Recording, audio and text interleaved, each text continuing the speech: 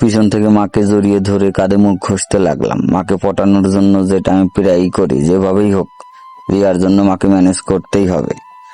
আমি মুখ ঘষছি, এমন সময় জরির কণ্ঠ পেলাম আর বলছে, মজা পাইছি ভাইজান। আমি তখন এক লাফে সরে গিয়ে দেখি জরি দাঁড়িয়ে আছে, আঁচল দিয়ে মুখ ঢেকে শরমপর অভিনয় করছে।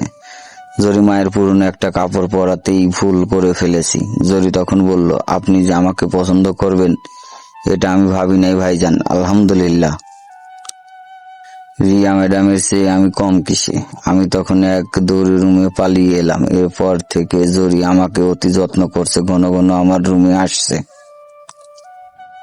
আর আমাকে দেখে হাসছে, আর মুখ কালো করে বসে আছে মা।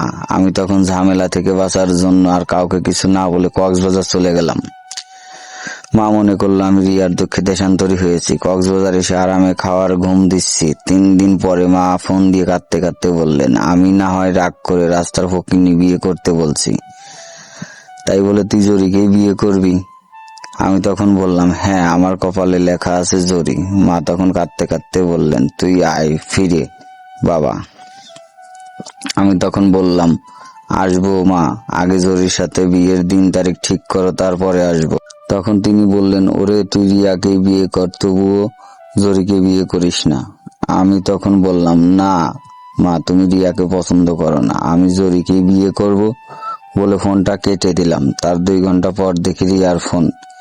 এই গেদা, তোমার না আমার জানাজায় আসার কথা। আমি তখন বললাম, কখন মোল্লা? আশ্চর্য, আমাকে জানিয়ে মরবা না? তখন সে বলল, এখনো মরিনি, খালা আমাদের বাসায় এসেছে আমাদের 2 জনের একসাথে মারার জন্য। তুমি কি আমার সাথে মরতে চাও?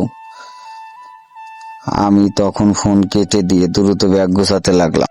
ওয়েট, ভিডিওটা শেষ করার আগে সবাই লাল ভাই চ্যানেলটি সাবস্ক্রাইব করে দিবেন।